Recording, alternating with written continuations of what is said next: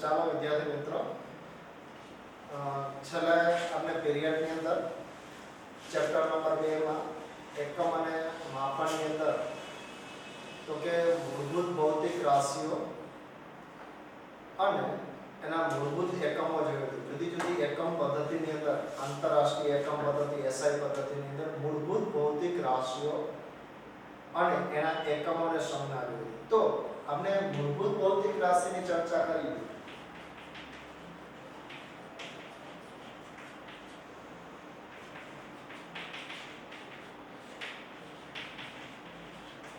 તો મૂળભૂત ભૌતિક રાશિની આપણે ચર્ચા કરી કે મૂળભૂત ભૌતિક રાશિ કોને કહેવાય? વ્યવહારમાં જોવા મળતી અનેક ભૌતિક રાશિઓ પૈકી અમુક ભૌતિક રાશિઓ તમે વ્યાખ્યાયિત કરો જેના ઉપરથી બધી જ ભૌતિક રાશિઓ મળી શકે એવી મૂળભૂત રાશિ. અથવા બીજા સંદર્ભમાં એવું કહી શકાય જે ભૌતિક રાશિ બીજી કોઈ પણ ભૌતિક રાશિ પર ડિપેન્ડન્ટ ન હોય, જે પાયાની ભૌતિક રાશિ, એવી રાશિને મૂળભૂત ભૌતિક રાશિ તરીકે ઓળખી શકાય. તો મૂળભૂત ભૌતિક રાશિ, પાયાની રાશિ, તો એવી ભૌતિક રાશિ એ મૂળભૂત ભૌતિક રાશિ જે બેઝિક પાયાની રાશિ, જેને આપણે અગાઉ લિસ્ટ પણ બનાવી કે મૂળભૂત ભૌતિક રાશિ, ભૌતિક રાશિ અને એના સંજ્ઞા વિશે. તો મૂળભૂત ભૌતિક રાશિની અંદર પહેલું આવશે દળ અથવા લંબાઈ, કોઈ પણ લઈ શકો. હું જેમ દળ લઈ શકો, એ કઈ ક્રમનું મહત્વ નથી. લંબાઈ, બીજું આવશે દળ, ત્રીજું સમય, ચોથું વિદ્યુત પ્રવાહ, પાંચમું આવશે થર્મોડાયનેમિક્સ, તાપમાન, છઠ્ઠું આવશે જ્યોતિ તીવ્રતા અને સાતમું આવશે દ્રવ્યનો જથ્થો. તો આના માટે આપણે તો કે સિમ્બોલ જોઈશું. તો લંબાઈ માટે એકમ એ મીટર, દળ માટે કિલોગ્રામ, સમય માટે સેકન્ડ, આના માટે એમ્પિયર, થર્મોડાયનેમિક્સ તાપમાન માટે કેલ્વિન, જ્યોતિ તીવ્રતા સીડી અને દ્રવ્યનો જથ્થો mol. તો આ બધાના સિમ્બોલ હતા, સંજ્ઞાઓ હતી. તો આના માટે જો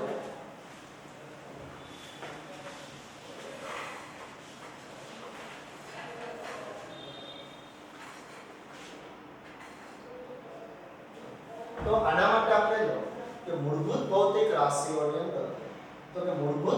રાશિઓની અંદર આપણે 7 મૂળભૂત ભૌતિક રાશિ લઈએ.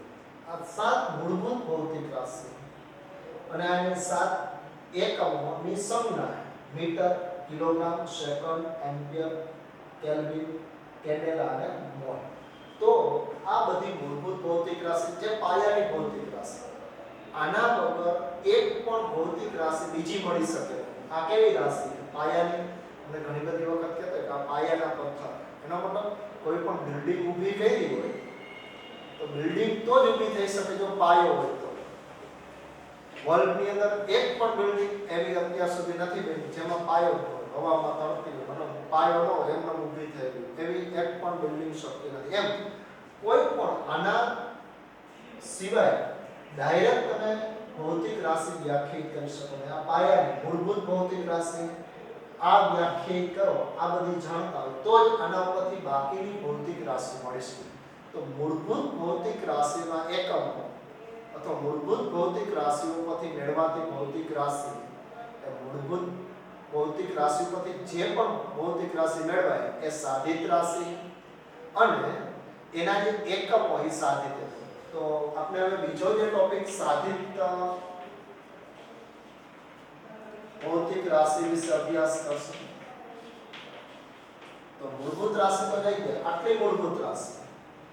અને મૂળભૂત રાશિ ઉપરથી મેળવાતી જે બધી ભૌતિક રાશિ સાધિત રાશિ, એ મૂળભૂત રાશિ ઉપરથી જ મળે. આના ઉપર ડિપેન્ડ. આ સાધિત રાશિ મૂળભૂત રાશિ ઉપર આધાર રાખે. જેમ સિમ્પલી ઉદાહરણ આપું, ધારો કે વેગ, ઉદાહરણ સ્વરૂપે વેગ અથવા ઝડપ. તો ઝડપ એટલે શું થશે? તો કે ઝડપ એટલે અંતર અથવા પથ લંબાઈ લંબાઈ છેદમાં સમય. પણ ખરેખર પથ લંબાઈ એટલે ભૌતિક રાશિ તો કઈ તો કે ભૌતિક રાશિ લંબાઈ તો લંબાઈના છેદમાં સમય બે ભૌતિક રાશિ પથ લંબાઈ એટલે ખરેખર લંબાઈ અને સમયનો ગુણાકાર ગુણોત્તર લંબાઈ અને સમયનો ગુણોત્તર એ તમને ઝડપ રાશિ આપે. તો ઝડપ માપવી હોય તો ડાયરેક્ટ નો માપી શકાય. એમાં લંબાઈ મેઝરમેન્ટ કરવી પડે, સમયનું મેઝરમેન્ટ કરવું પડે, માપન કરવું પડે, પછી તમને મળી શકે. તો ઝડપ એ સાધિત રાશિ, કારણ કે બે મૂળભૂત ભૌતિક રાશિ પરથી બનાવેલી રાશિ. તો આ ઝડપ સાધિત રાશિ અને આનો એકમ એ સાધિત એકમ. તો સાધિત એકમ શું થશે? લંબાઈનો એકમ મીટર, આનો એકમ સેકન્ડ.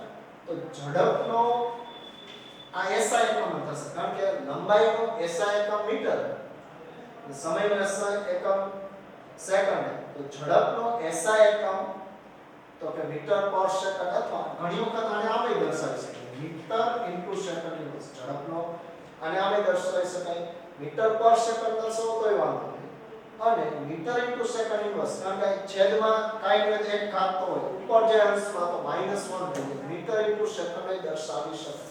તો ઝડપનો જે આ એકમ અથવા એકમ એ સાધિત એકમ, કારણ કે મૂળભૂત એકમો ઉપરથી બનેલો એકમ તો સાધિત. પણ આ SI એકમ, કારણ કે SI પદ્ધતિમાં આપણે દરેક કોઈને CGS પદ્ધતિમાં એકમ શું થાય છે? કારણ કે ઝડપ એટલે લંબાઈના છેદમાં સમય. તો CGS ની અંદર લંબાઈ આવે, એમાં સેન્ટીમીટરમાં માપવામાં આવે, અને સમય સેકન્ડમાં. તો CGS ની અંદર આ SI પદ્ધતિમાં એકમ, SI પદ્ધતિ CGS પદ્ધતિમાં એકમ સેન્ટીમીટર પર સેકન્ડ અથવા સેન્ટીમીટર પર સેકન્ડ ઇન્વર્સ આમ લખી શકાય. તો CGS પદ્ધતિમાં એકમ અલગ હશે અને MKS અથવા SI પદ્ધતિમાં અલગ હશે. આ એક બાબત ખાસ ધ્યાન રાખવું. તો આ રીતે બીજું એક ઉદાહરણ, ઝડપને બદલે ધારો કે આ સાધિત ભૌતિક રાશિ અને એનો સાધિત એકમ. બીજું એક ઉદાહરણ લે, તો ઝડપનું લીધું, પછી ધારો કે પ્રવેગ. તો પ્રવેગ એટલે શું થશે? તો પ્રવેગ એટલે જો એટલે કે વેગનો ફેરફાર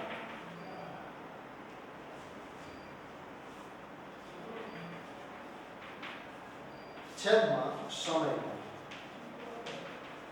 હવે કોઈ પણનો ફેરફાર જે હોય એ હંમેશા વેગ હોય. ભૌતિક રાશિ વેગ જ હોય.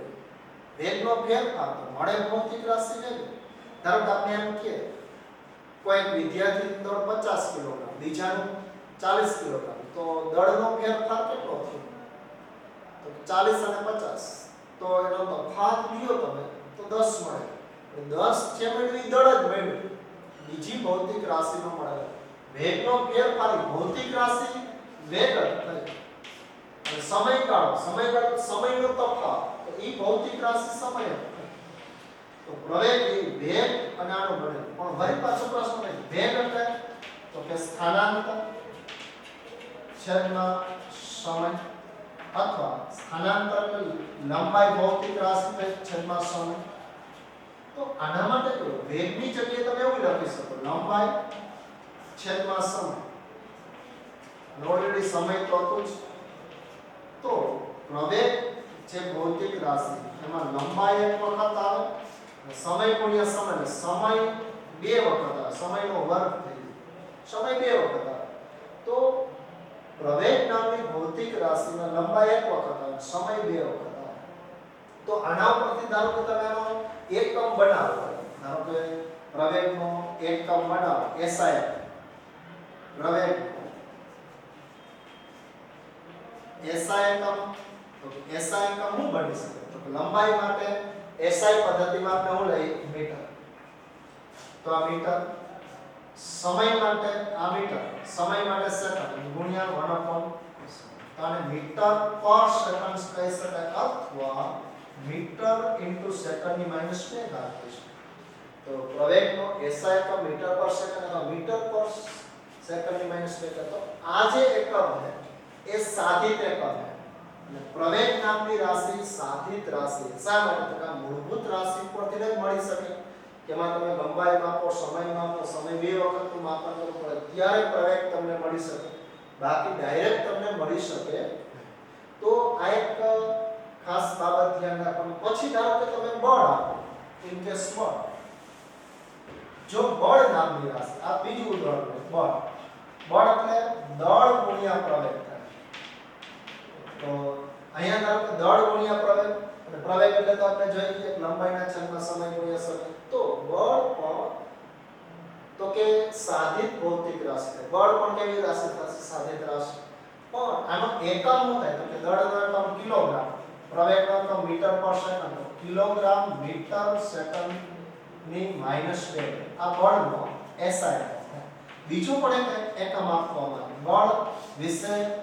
તો કે વધુ ખ્યાલ ન્યૂટને જે આપ્યો અને ન્યૂટને જે નિયમો આપ્યા હતા, તો એના વૈજ્ઞાનિકના નામ પરથી બીજો બળનો એકમ ન્યૂટન પણ આપવામાં આવે. બળનો SI એકમ આ એકમ આપવામાં ઇક્વલ ટુ તો નો લખીશ કે બળનો SI એકમ કિલોગ્રામ મીટર પર સેકન્ડ સ્ક્વેર, અથવા તમે બીજો ન્યૂટન પણ આપી શકો. આ SI એકમ જ છે ખાસ. તો SI એકમ તો આ રીતે તમે જો આના એકમ આપી શકો. પછી આના CGS એકમ જોતા તો હું ફેરફાર કરું પણ અહીંયા જો મીટરની જગ્યાએ સેન્ટીમીટર આવી ગયું. આની અંદર જો તો કે બળ માટે જો કિલોગ્રામની જગ્યાએ ગ્રામ, બળનો CGS એકમ એ ગ્રામ, સેન્ટીમીટર અને સેકન્ડની -2 આપેલું છે. તો ગ્રામ, સેન્ટીમીટર, સેકન્ડની -2, અથવા બીજું તમે એ રીતે આપી શકો direct dy and p. Direct newton A newton તો SI પદ્ધતિમાં એકમ આ ઓપ્શનલ એકમ વૈજ્ઞાનિકના નામ ઉપરથી નહીં આપવામાં આવે. તમે ઘણા બધા આ સિવાય નહીં જાણો. વોટ, વોલ્ટેજ, તો એ જે વોટ તમે પાવર માટે કદાચ એકમ ઉપયોગ કરતા વોટ, જેમ્સ વોટ વૈજ્ઞાનિકના નામ ઉપરથી વોટ આપ્યું. તો એ જે વૈજ્ઞાનિકના નામ ઉપરથી આપ્યું, તો એ રીતે આના માટે ન્યૂટન SI પદ્ધતિમાં એકમ CGS માં ડાયન. અને ખાસ જો ડાયન નથી, આ એક ખાસ ધ્યાન રાખો. ડાયન dy n. તો આ એક બાબત ખાસ ધ્યાન રાખવાની. તો આમ તમે જો આવા તો અનેક ઉદાહરણ આપી શકાય. હજી આના સિવાય તો કે પ્રવેગ, બળ, કાર્ય, ઊર્જા, તો ઘણા બધી ભૌતિક રાશિઓ છે. અમે આનું લિસ્ટ બનાવી આના ઉદાહરણ આપી. તો મૂળભૂત ભૌતિક રાશિનું તો જોઈ ગયા 7 મૂળભૂત રાશિ. આના ઉદાહરણ આપી તો વેગ, પ્રવેગ, બળ, કાર્ય, કદ, ક્ષેત્રફળ, પછી ઊર્જા, ઘણા બધા આપી શકે. તો વગેરે વગેરે આપી શકે. તો આ જે બધા ભૌતિક રાશિ બધી સારી છે. તમને એવો કદાચ ક્વેશ્ચન ઓબ્જેક્ટિવ તરીકે પૂછી શકાય કે ધારો કે નીચેનામાંથી કઈ ભૌતિક રાશિ મૂળભૂત? તો મૂળભૂત માટે 7 જ યાદ રાખો અને એના 7 જ એકમ યાદ રાખો, એ મૂળભૂત. એના સિવાયની જેટલી પણ ભૌતિક રાશિ આવે તમને જાણો નથી જાણતા, ઘણી બધી ભૌતિક રાશિ 12 સુધીમાં આપણે ભણવાની 150 જેટલી ભૌતિક રાશિઓ આવશે. તો એ બધી ભૌતિક રાશિઓમાંથી 7 જ મૂળભૂત, એના સિવાયની બધી સાધિત રાશિ. પણ વિદ્યાર્થીઓ ખાસ આની અંદર બે એવી ભૌતિક રાશિ જે મૂળભૂત રાશિમાં નથી લેવામાં આવી, સાધિત ભૌતિક રાશિમાં પણ નથી લેવામાં, જે જીઓમેટ્રિક્સ એટલે કે જે ગણિતની અંદર ભૌમિતિક માહિતીની અંદર આનો ઉપયોગ કરવામાં આવે. તો એવી બે ભૌતિક રાશિ, એ ભૌતિક રાશિ પૂરક રાશિ તરીકે ઓળખવામાં. આના સિવાયની જે આપણે રાશિની ચર્ચા કરવાની, પૂરક ભૌતિક રાશિ અથવા પૂરક રાશિ, જે મૂળભૂત ભૌતિક રાશિ કે સાધિત રાશિમાં સમાવેશ નથી, એવી રાશિ સમતલ અને બીજું એક ઘન. તો આની આપણે ચર્ચા કરવાની. એટલે જો તમને જેટલી પણ ભૌતિક રાશિઓ તમને જોવા મળે એમાંથી 7 બાદ કરી નાખવાની મૂળભૂત, 2 બાદ કરી નાખવાની એ પૂરક ભૌતિક રાશિ. અને એના સિવાયની જેટલી પણ ભૌતિક રાશિ મળે એ બધી જ તો કે સાદી રાશિ 7 8 અને 9 રાશિ સિવાય તમે જાણો નથી જાણતા એ બધી જ ભૌતિક રાશિ સાદિત રાશિમાં આવશે અત્યારે મેં ટેન્શન બહુ લેવાનું નથી હજી તો કેટલી આવશે તો ધીમે ધીમે આવતી જાય શીખતા જાય એમ આપણે વધુમાં ડિટેલ અભ્યાસ કરશે તો આપણે હવે બે ભૌતિક રાશિ જોઈ ગયા અહીંયા સુધી તો તમને ખ્યાલ આવી ગયો છે મૂળભૂત રાશિ કેટલી છે 7 મૂળભૂત એકમો કેટલા 7 તો 7 મૂળભૂત ભૌતિક રાશિ 7 એના એકમ બે પૂરક રાશિ સમતલ કોણ ઘનકોણની હમણાં ડિટેલ માહિતી મેળવવાની એના સિવાયની જેટલી પણ તમને ભૌતિક રાશિ જોવા મળે એના સિવાયના જેટલા એકમ જોવા મળે એ બધા સાદિત રાશિ અને સાદિત એકમો થશે તો આપણે હવે સમતલ કોણ જે પૂરક ભૌતિક રાશિની અંદર જે સમતલ કોણ એના વિશે અભ્યાસ કરશે હવે ખાસ તો જે ભૂમિતિ આપેલું મેથેમેટિક્સ ની અંદર એના માટે કે કોઈ પણ બે રેખા વચ્ચે બનતો ખૂણો સમતલ કોણ એટલે સમતલમાં દ્વિપરિમાણ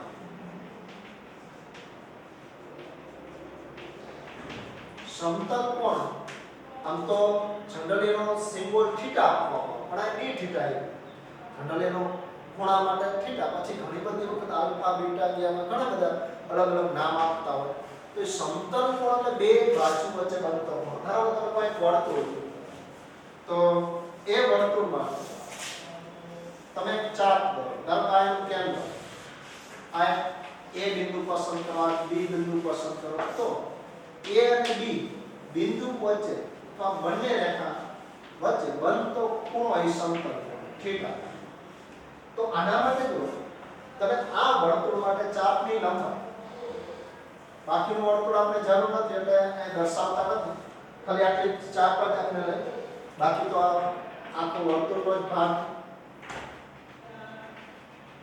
આટલો ભાગ ચાપની લંબાઈ s જેટલી લો ચાપની લંબાઈ કેટલી લો s લંબાઈ એટલે ક્યાંથી અહીંથી સ્ટાર્ટ કરવાનું આ માપવાનું અને પરિઘ ઉપર અહીંથી સ્ટાર્ટ કરતા કરતા ક્યાં સુધી પહોંચવાનું b સુધી a b એ ચાપ જેની લંબાઈ કેટલી s છે તો ખૂણો એટલે શું થશે એટલે ખૂણાની વ્યાખ્યા ઘટના ખૂણો એટલે ચાપ છેદમાં ત્રિજ્યા ખૂણો એટલે શું થશે ચાપના છેદમાં ત્રિજ્યા થશે ચાપ અને ત્રિજ્યાનો ગુણોત્તર એ ખૂણો તો આના માટે જો ખૂણો થીટા બરાબર ચાપ AB અહીં ચાપ એટલે AB લખી શકાય આ વર્તુળની ત્રિજ્યા r તો ચાપ AB એટલે s અને ત્રિજ્યા r જ્યાં s એટલે ચાપ AB અને r એ ત્રિજ્યા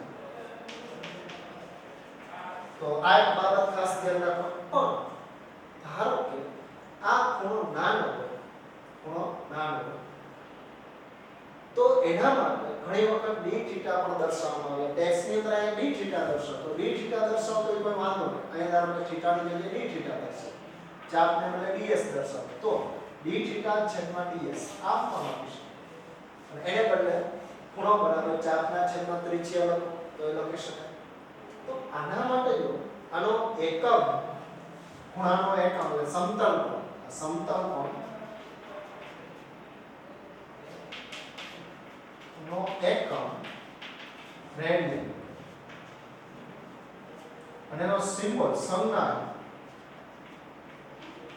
RAD તો રેડિયન વડે દર્શાવવા RAD શોર્ટ ફોર્મમાં દર્શાવવા એનો એકમ થશે રેડિયન અને એનો સિમ્બોલ થશે સંજ્ઞા થશે રેડિયન RAD તો આ કઈ જગ્યાએ ઉપયોગી છે તો કે કોઈ પણ બે બાજુ વચ્ચે બનતો ખૂણો તમારે નોંધવો ત્યારે ઉપયોગ થાય ધારો કે બોર્ડમાં આ એક બાજુ કિનારી નીચેની અને એક ઊભી કિનારી વચ્ચે બનતો ખૂણો કેટલો તો એ ખૂણો નોંધવા માટે આનો ઉપયોગ થાય તો ધારો કે તમે અહીંયા ત્રિજ્યા જેવડી ચાપ લો ચાપનું માપ ds ત્રિજ્યા તો ખૂણાની કિંમત 1 થાય 1 રેડિયન અહીંયા ds નો રાખો r ની જગ્યાએ હું મૂક્યો ds તો ds ના છેદમાં તો r મૂક્યો r ના છેદમાં જો આ ચાપની કિંમત અહીંથી સુધી ત્રિજ્યા જેવડી ચાપ દો ઉદાહરણ સ્વરૂપે ત્રિજ્યા તમે 2 સેન્ટીમીટર લો અને ચાપની લંબાઈ 2 સેન્ટીમીટર હોય, ds પણ 2 સેન્ટીમીટર હોય. તો આનો મતલબ શું થાય? 2 સેન્ટીમીટર ના છેદમાં 2 સેન્ટીમીટર તો દૂર થઈ ગયા, સેન્ટીમીટર એકમ દૂર થઈ ગયા. પણ 1 વધે, મૂલ્ય 1 વધે, પણ એનો એકમ શું લેવાનો? રેડિયન. એટલે ખાસ ધ્યાન રાખો.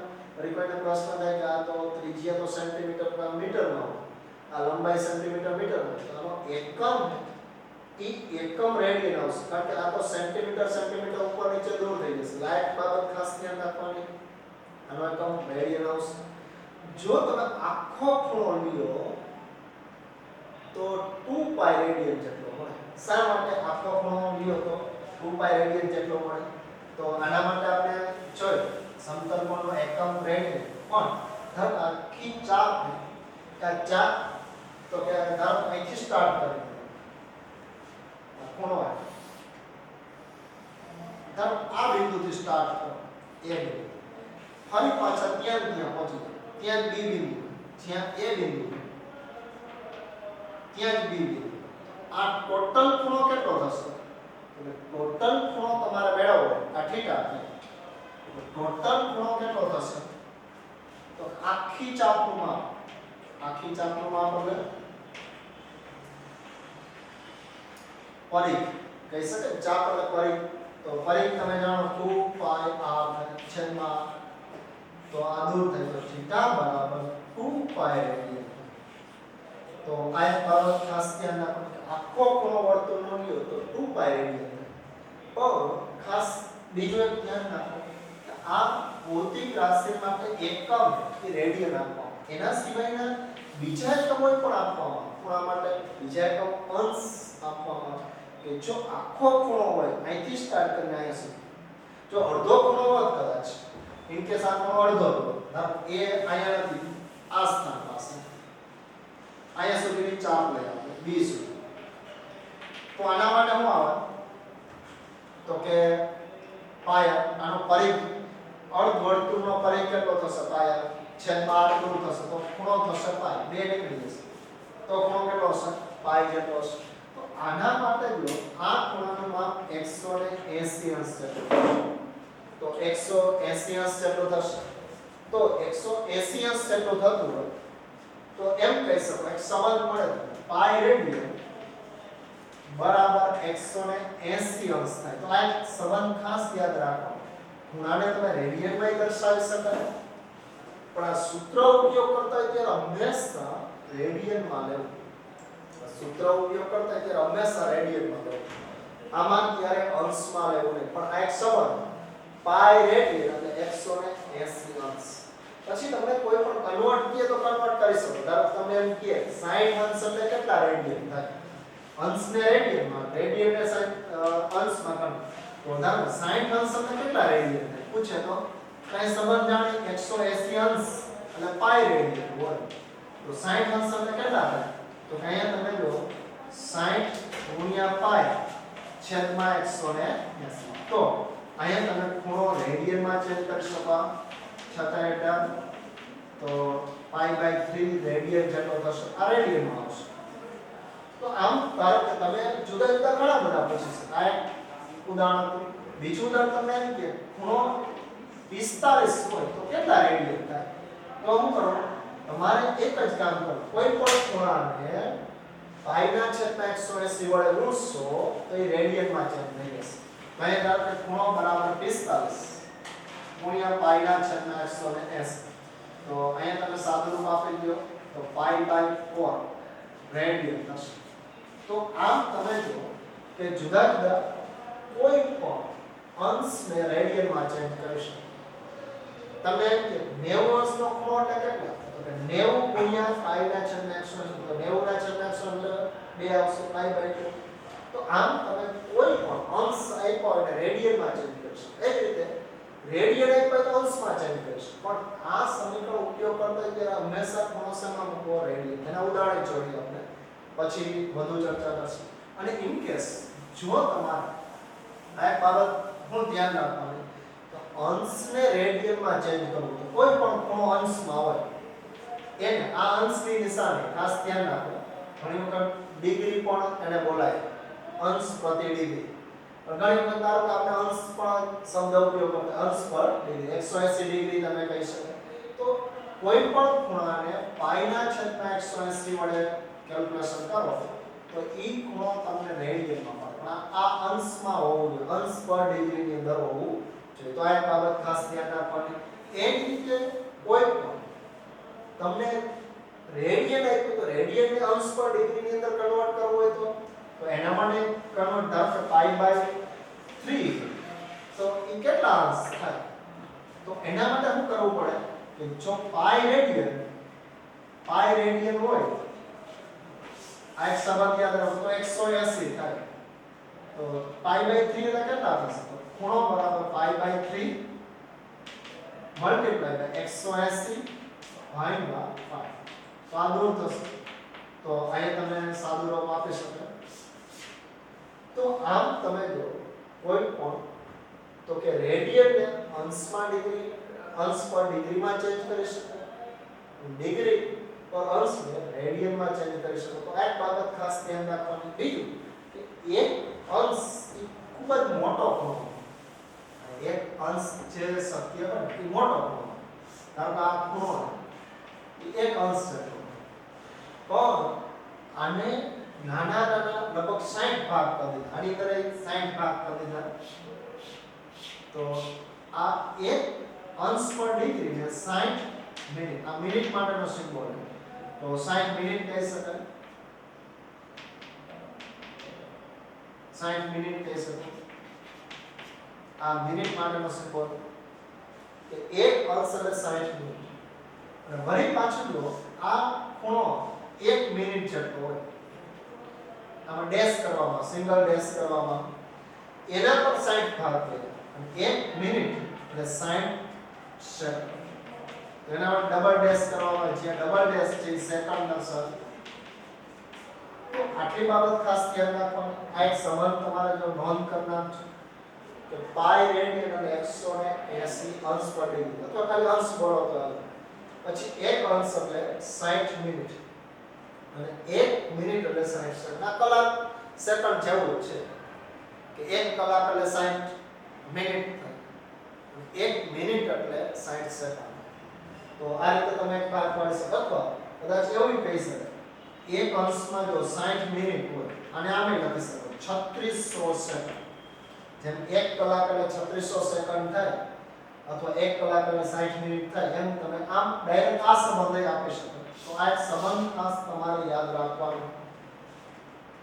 અને આ સૂત્રનો ઉપયોગ છે, કઈ રીતે ઉપયોગ કરીશું? તો ધારો કે તમને આનો ઉપયોગ કઈ જગ્યાએ થાય? આપણે ધારો કે આનો ઉપયોગ કરવો વ્યવહારિક જીવનમાં, તો ધારો કે કોઈ એક બિલ્ડિંગ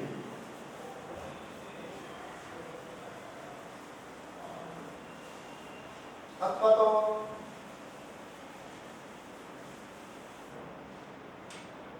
કોઈ વસ્તુ તમને આપી, તો વર્તુળ માટે ધારો કે આવો એક આપેલો કોઈ વ્યક્તિ એ બિંદુથી ગતિ કરતો કરતો બી બિંદુ સુધી જાય. એ અને બી બિંદુએ તેના કેન્દ્ર સાથે 60 અંશનો ખૂણો આંતરેલો હશે. તો એને કાપેલું અંતર કેટલું? અંતર તો અહીંથી અહીં સુધી જાય, પેલા આ ડાયરેક્શનમાં ગતિ કરે, કેટલું અંતર થાય? અંતર ગોતવું હોય તો આપણે ચાપ મેળવવી પડે. ધારો કે ત્રિજ્યા, વર્તુળની ત્રિજ્યા 1 મીટર જેટલી, 1 મીટર ત્રિજ્યાના વર્તુળાકાર પથ પર, અથવા 2 મીટર થઈ કોઈ પણ 105 મીટર, 5 મીટર ત્રિજ્યાના પથ ઉપર એ ગતિ કરે, A થી B સુધી ગતિ કરે. તો એને કાપેલું અંતર કેટલું છે? તો એ મેળવવું તો પહેલા આ ખૂણો છે 60 ને તમારે આ જસ્ટ ઉદાહરણ દીધું, આનો ઉપયોગ ક્યાં? 60 અંશને તમારે પહેલા તો અહીંયા શેમાં ચેન્જ કરવો પડશે? તો કે રેડિયનમાં 180 વડે ભાગાકાર કરો તો ખૂણો પાઈના છેદમાં 180 વડે ભાગાકાર મતલબ ગુણાકાર કરો 60 ગુણ્યા પાઈના છેદમાં 180. આ તો ત્રિરાશિ રૂપો તો આવે કે 180 અંશ અને પાઈ રેડિયન થાય. તો 60 અંશ એટલે કેટલું? તો ત્રિરાશિ મૂકીને તમે કેલ્ક્યુલેશન કરી શકો. આ દૂર થાય તો અહીંયા પાઈ બાય કેટલા આવશે? 3 રેડિયન થશે. ખૂણો મળી ગયો. હવે તમે અંતર ચાપ મેળવી તો મળી શકે. ખૂણો એટલે તો કે ચાપ AB છેદમાં ત્રિજ્યા આ.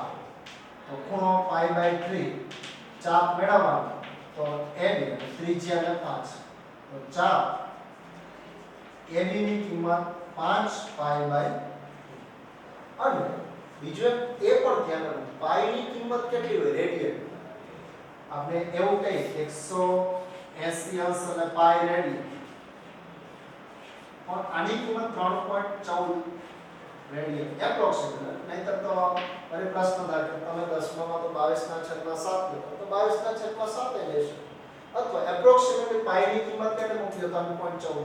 તો 5 ગુણ્યા 3.14 ભાગ્યા 3 તો એ ચાપનું માપ થાય. તો આ રીતે તમને મળી શકે. તો 22/7 કેટલા મૂકો 7 મૂકીને ગણતરી કરો એટલે 5 ગુણ્યા 22 7 ગુણ્યા 3 એ ભાગાકાર કરી અને પછી તમે ચાપનું માપ અને અંતર મળી શકે. તો એની એપ્લિકેશન સમતલ કોણ એટલે સમતલ કોણ વિશે તો માહિતી તમારે યાદ રાખવાની. સમતલ કોણ એટલે બે કોઈ પણ બાજુ વચ્ચે બનતો ખૂણો માં દ્વિપરિમાણીય અક્ષ x અને y અક્ષમાં જ આવે. આની અંદર બે જ અક્ષ આવે.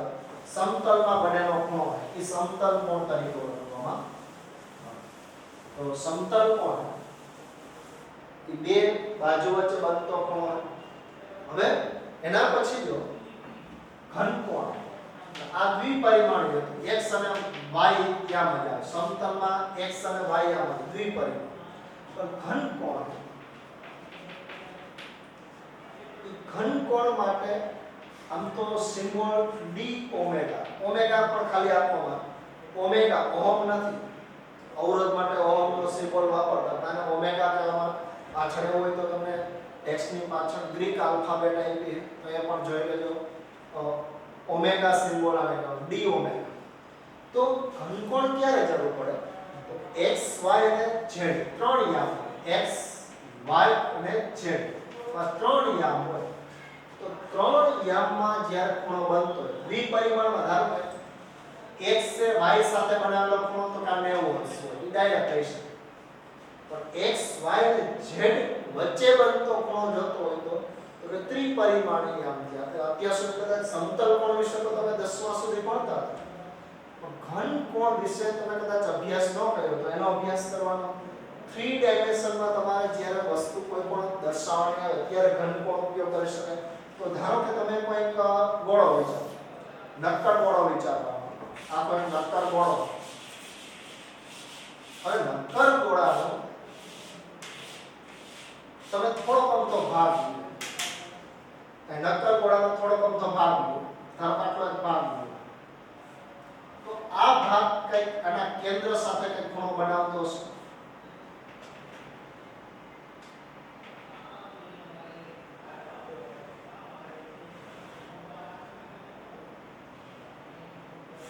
આ કંઈક ખૂણો બનતો હશે.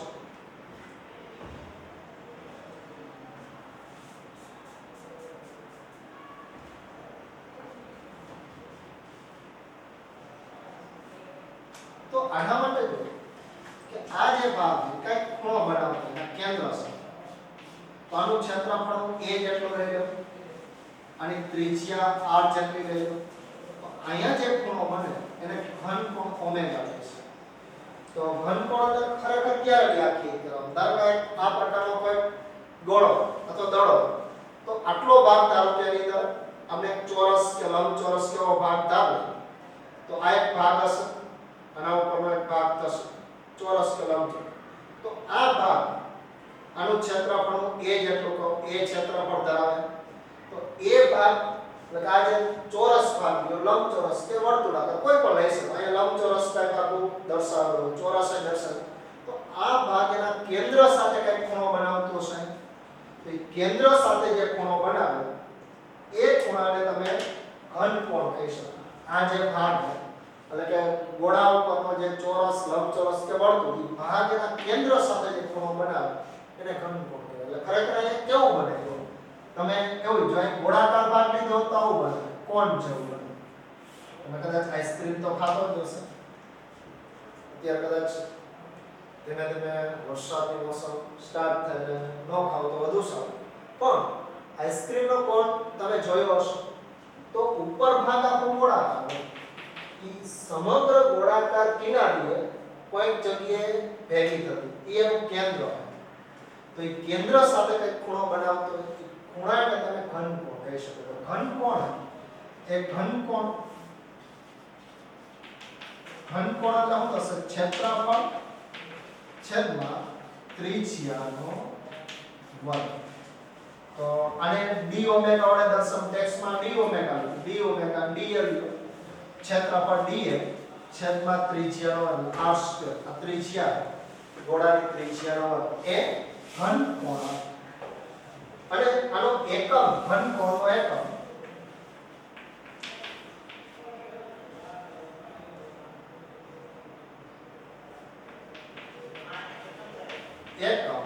સ્ટીરેડિયન. એટલે કે એને સંજ્ઞા એ s * r વડે દર્શાવવામાં. તો આ એક બાબત ખાસ ધ્યાન રાખવાની. સંજ્ઞા s * r વડે દર્શાવવામાં. તો ઘનકોણ એટલે શું થશે? કોઈ પણ બાજુનું ક્ષેત્રફળ છેદમાં ત્રિજ્યાનો વર્ગ. તો આના માટે જો દરેક પ્રશ્ન થાય ક્ષેત્રફળને તો એકમ મીટર સ્ક્વેર અથવા સેન્ટીમીટર સ્ક્વેર, તો ત્રિજ્યાનો એકમ એનો વર્ગ કરો તો મીટર સ્ક્વેર સેન્ટીમીટર એ દૂર થઈ જશે. એકમ રહિતા થઈ જશે. પણ એનો એકમ જે આપવામાં આવ્યું તો કે સ્ટીરેડિયન આપવામાં આવ્યું. તો એને SR વડે દર્શાવવામાં, સ્મોલ SR વડે દર્શાવવામાં. તો આ રીતે તમે ઘનકોણ વ્યાખ્યાયિત કરી શકો. ઘનકોણ ક્યારે જરૂર પડે? તો કે તમારે કોઈ પણ ગોળો હોય તો ગોળો હંમેશા જો વર્તુળ હોય તો 2 ડાયમેન્શનમાં હોય તો એના માટે સમતલ કોણ વ્યાખ્યાયિત કરવો પડે. પણ ગોળાકાર વસ્તુ હોય, સમઘન વસ્તુ હોય કે કોઈ પણ એવી વસ્તુ હોય ત્રિપરિમાણ, તો એના માટે ઘનકોણ વ્યાખ્યાયિત કરવો પડે. તો ઘનકોણ ધારો કે આખા ગોળા માટે ઘનકોણ વિચારો કેટલો? આખા ગોળા માટે ઘનકોણ વિચારો તો ગોળા માટે ઘનકોણ કેટલો થઈ શકે? તો આખા ગોળાનું ક્ષેત્રફળ કેટલો આવશે? 4 pi r સ્ક્વેર છેદમાં r સ્ક્વેર. આ દૂર થશે તો 4 pi સ્ટીરેડિયન થશે. તો આ એક બાબત સમગ્ર ગોળા માટે ઘનકોણ 4 pi r square upon r square. તો r સ્ક્વેર દૂર થઈ જશે. 4 pi સ્ટીરેડિયન જેટલો ઘનકોણ આવશે. તો આ એક બાબત ખાસ યાદ રાખવાની. તો આને લગતા તમે જુદા જુદા ઘણા બધા ક્વેશ્ચન પૂછે તો એ ક્વેશ્ચનની તમે કેલ્ક્યુલેશન તમે કરી શકો. કે ક્વેશ્ચનની કેલ્ક્યુલેશન કરવી હોય તો આના માટે જો કે તમે એવું કહી શકાય કે ધારો કે તમને એવો ક્વેશ્ચન પૂછ્યો કે કોઈ ગોળા સપાટી પર 1 સેન્ટીમીટર બાય 1 સેન્ટીમીટરના ચોરસ તેના કેન્દ્ર સાથે બનાવેલો ઘનકોણ. અહીંયા ખાસ તો સૂત્ર યાદ રાખવાનું. ઘનકોણ માટેનું શું આવશે? ક્ષેત્રફળ છેદમાં ત્રિજ્યાનો વર્ગ d ઓમેગા d/s. ઘણી વખત જો અને તમે a દર્શાવો તો ઘણી પ્રશ્ન થાય d શામાં? d એટલે સૂક્ષ્મ હોય તો દર્શાવો થાય. a ના છેદમાં અહીંયા તરફ આમ દર્શાવી દો તો ઓમેગા બરાબર a ના છેદમાં r સ્ક્વેર. a એટલે ક્ષેત્રફળ એરિયા, ના એટલે રેડિયસ ત્રિજ્યા બરાબર ઓમેગા દર્શાવી શકાય. તો આ રીતે લખી શકાય. આ ક્વેશ્ચન એક ફોર એક્ઝામ્પલ ઉદાહરણ તમને આપ્યું કે આની ગોળાની ત્રિજ્યા 5 મીટર છે. 5 મીટર ત્રિજ્યા પર 1 મીટર બાય 1 મીટરનો ચોરસ છે. તો એ ચોરસ છે તેના કેન્દ્ર સાથે અંતર કોણ કહેવાય. તો આ ચોરસ હોય તો એનું ક્ષેત્રફળ 1 બાય 1 એટલે 2 મીટર સ્ક્વેર થશે. તો અહીંયા તમારે ઘનકોણ ગોતવું હોય તો આવશે 2 ના છેદમાં 5 નો વર્ગ. ઘનકોણ કેટલો આવશે? 2 ના છેદમાં 5 નો વર્ગ. એટલે 2 ના છેદમાં કેટલા આવશે? 25 આવશે. 2 ના છેદમાં 25 સ્ટીરેડિયન આવશે. તો આમ તમે થોડા એના ઉદાહરણ આપી શકો ઘનકોણના. જો એક તો એવો ક્વેશ્ચન પૂછે કે 5 મીટર ત્રિજ્યાના ગોળાની સપાટી પર 1 મીટર ત્રિજ્યાના વર્તુળે બનાવેલો તેના કેન્દ્ર સાથેનો ઘનકોણ. જો આ તમને વર્તુળ આપ્યું હોય, ધારો કે આ જ ક્વેશ્ચન તમને વર્તુળ માટે પૂછે. એક ધારો કે ગોળો, જે ગોળાની ત્રિજ્યા કેટલી આપણે લઈએ 5. ઈ ગોળાની સપાટી પર એક વર્તુળ અહીંયા કે આપણે આ ત્રિજ્યા લઈએ, આ સપાટી 5 મીટર જેટલી ત્રિજ્યા અને 1 મીટરનું વર્તુળ. તો 1 મીટરના વર્તુળે તેના કેન્દ્ર સાથે બનાવેલો ઘનકોણ કેટલો? આ વર્તુળે તેના કેન્દ્ર સાથે બનાવેલો ઘનકોણ કેટલો? 1 મીટર ત્રિજ્યાનું જે વર્તુળ છે એ વર્તુળમાં તો આના માટે જો અહીં વર્તુળનું ક્ષેત્રફળ 1 મીટર ત્રિજ્યાનું વર્તુળ છે તો આ વર્તુળનું ક્ષેત્રફળ આવશે અને છેદમાં ત્રિજ્યાનો વર્ગ. તો વર્તુળનું ક્ષેત્રફળ તમને આવડતું હોય તો જ મળી શકે.